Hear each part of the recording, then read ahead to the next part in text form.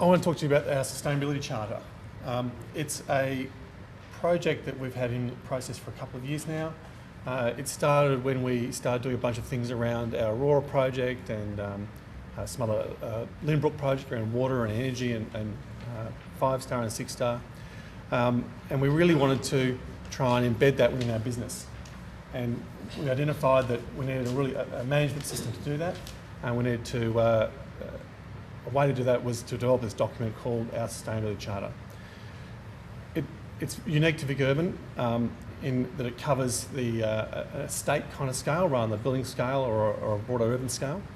It's priority, and it covers these what we call our 5 pillars, which is really a VicUrban kind of 5 pillars.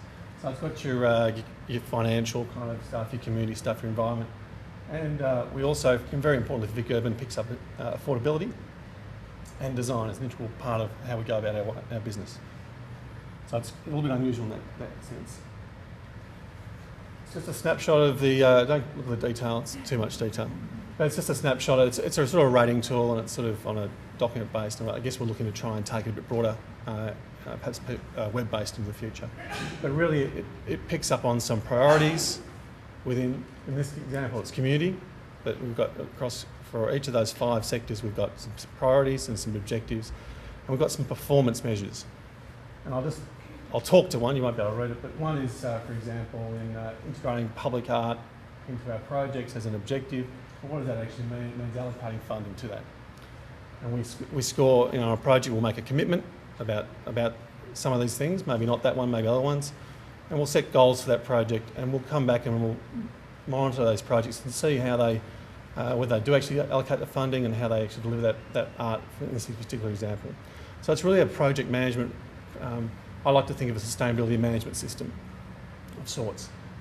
But I guess that's how we're using it. We've been using it for about a year on internal projects, on our large greenfields projects like Aurora, and we're going to expand it across our entire portfolio over the next 6 to 12 months. And we're actually in a process now of thinking about what's the next edition from our current one, which you can find on our website. We've embarked on an industry engagement process.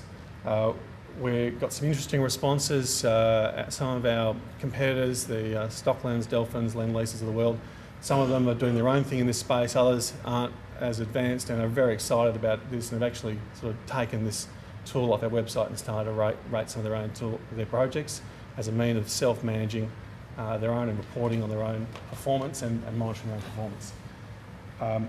We've also had people thinking about perhaps from local government, how can we apply it into local government. The sort of bells have gone on, perhaps we can apply this to other projects, non-VicUrban projects, things like that. So I guess there's a lot of people starting to think about how they can take this tool on. We're looking to release it later this year as a tool that's fully fledged for the Victorian development industry to take and run, not just to pilot with and trial, but to actually run with. And I think that's me done.